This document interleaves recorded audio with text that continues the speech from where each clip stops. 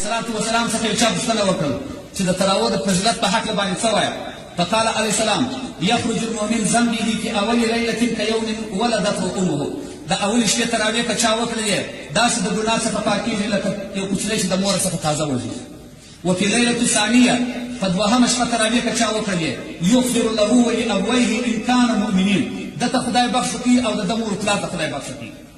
وفي ليلة الثالثة که په درېیمه شپه تراویح د روژې مبارکې چا وکړلې ینادي ملک من تحت العرش، د عرش عظیم لاندې یو ملک غږ پر وکړي وایي استأنف العمل، عمل دې راوګرځه وغفر الله ما تقدم من ذنبه، هغه مخکني ګناهونه خدای تعالی عز وجل در وبخښل. وفي ليلة الرابعة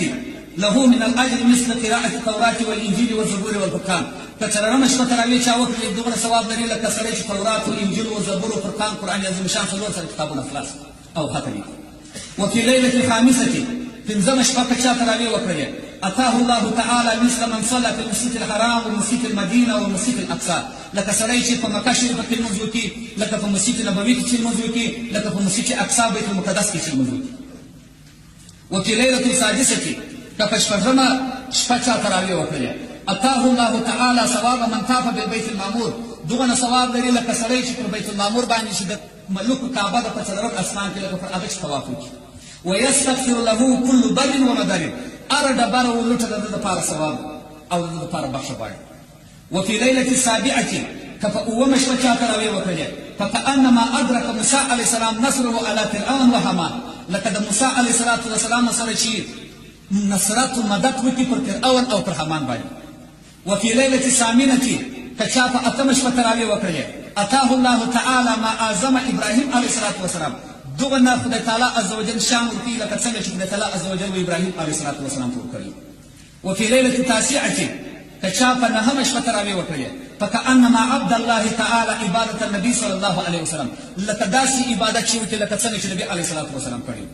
وفي ليلة العاشرة که چا لسمه شپه تراویح وکړي یرزقه الله تعالی خیر الدنیا والآخرة، خدای تعالی عز وجل به د دنیا و د آخرت خیر ده ورته نصیب.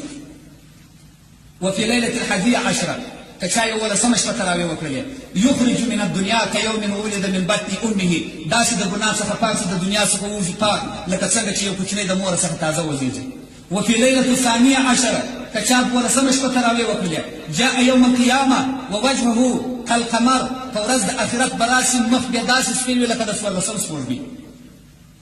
وفي ليلة الثالثة عشرة که چا په دیارلسمه شپه تراویح وکړي جاء یوم القیامة آمنا من كل سوء، په ورځ د قیامت به راسي د هر ضرر څخه به په امن وي. وفي ليلة الرابعة عشرة که چا په څوارلسمه شپه تراویح وکړي جاءت الملائکة یشهدون له، ملائکې راځي شاهدي ادا کړي چې انه قد صلى تراویح فلا يحاسبه الله یوم القیامة، ملکې به دا شاهدي ادا کړي چې دغه بنده تراویح کړي چې خدای تعالی عز وجل حساب مو سره ونکړي. وفي ليلة الخامسة عشرة که چا په پنځلسمه شپه تراویح وکړي تصلي عليه الملائکة، درود وایي ملائکې پر ده باندې وحملة العرش والکرسي، د عرش ملکې او د کرسي ملکې پر ده باندې درود وایي دعا کوي ورته.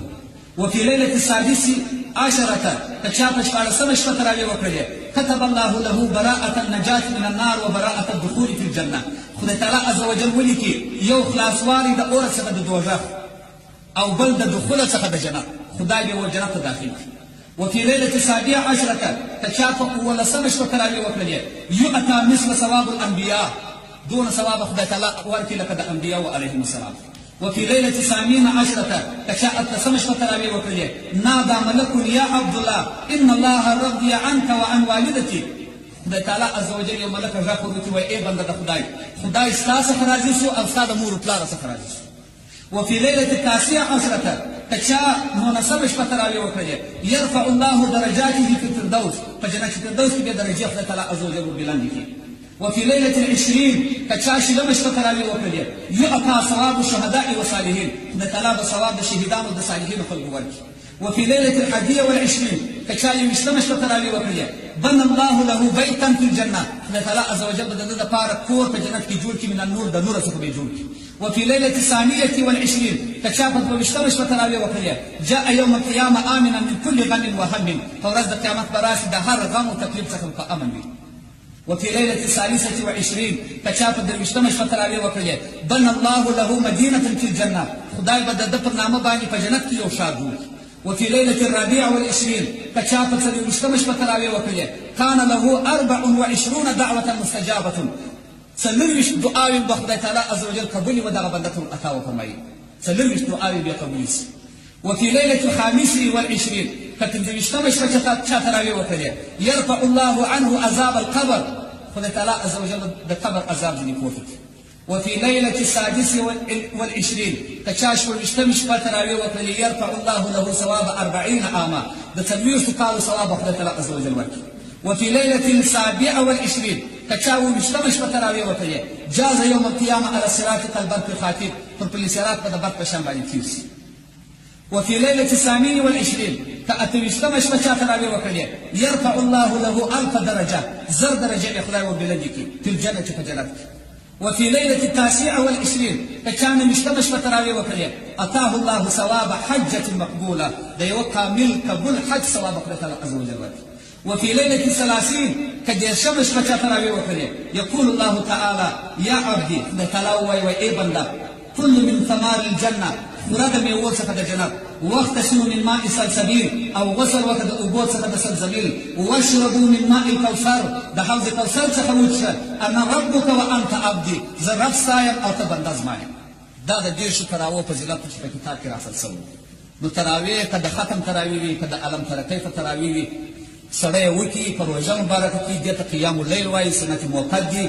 دا زموږ ستاسو تراویح چې دلته موږ وکړلې دا ټول مسلمانان راتلل باغونه و د باندې فرش و د نن مسجد ټول ډک و دا تراویح په تمامه معنا باندې صحیح دي د خلکو په خولو پسې مه ګرځئ چې خلک وایي ما ته ډېر دلته خطونه مو شولي وه هغه سړی په خپله په 15 دقیقې کې دغه رقم تراویح نشي ورکولی حتی په نیم ساعت په 3 پاو کې دغسې تراویح زموږ په رقم تراویح نشي ورکولی دا د خدای یو فضل دی خدای تعالی عز وجل یو سړی په یو ځای کې خاص کړي والله یختص برحمته من یشاء هر سړی نشي کېدلی چې دغه رقم تراویح ورکړي او نه هر سړی کېدلی شي چې دغه رقم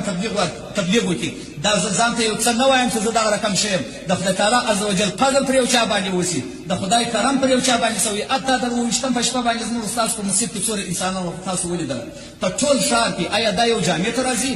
که نورې جامعګانې په ښار کې نشته یو سړي ته راځي یو چا د خدای په خوله کې تاثیر یې ښیي یو چا ته خدای تعالی عز وجل عزت ورکړي یو چا ته خدای علم ورکړي یو چا ته خدای ښه نطق ورکړي یو چا ته خدای ښه ښایست ورکړي یو چا ته خدای ښه اولاد ورکړي وایي خدای دا دره سیالي مه کوه د خدای ورکړې ته د هغه سره سیالي مه کوه دا د خدای فضل دی چې پر یو چا باندې وشي زه خو د ټولو عجزه و مختوره یم ګناهکاره یم مګر دغه تراویح چې موږ وکړلې دا صحیح تراویح دي ته مولا که یو مشکل په دې کې لري زما سره کتابونه پراته دي د فقه شریف په مسایلو به خبرې وکړو داسې نه کوو چې د وهابیانو ملایانو سره موږ مناظرې کوو ځکه د وهابیانو سره موږ مناظرې نه کوو د هغو څخه موږ مناظرې ګټلې دي زموږ دین حق دی موږ د اهل سنت والجماعت خلک یو د اباو د اجداد څخه پر خپل طریقه او مسلک باندې ولاړ یو دغه مو دین دی دغه مو لمونځونه دي دغه مو خلک مسلمانان دي د امام صاحب په مذهب باندې په بل چا پسې نه ګرځو او نه بل چا ته ګورو او نه د بل چا په قول کوو علیه السلام وایي په آخر زمانه کې دجالونه کذابون پیدا کېږي غلطې فتواوې به تاسو ته راوړي او درواغ به تاسو ته راوړي تاسو په هغو پسې مه ګورئ ځانونه د هغو څخه وساتئ خپل اولادونه ځینې وساتئ د پلارو د نیکه مسلک پسې راټینګ کړي علیه السلام وایي بخاري شریف کې حدیث کې علیه الصلاة والسلام وایي په آخر زمانه کې به په دین کې ګډوډ پیدا شي نوې نوې خبرې به پیدا شي نو تاسو به څه کوئ تاسې هغه د پلارو هغه د نیکهګانو د اناګانو دین پسې راټینګ کړي چې هغو درته ور دي په هغو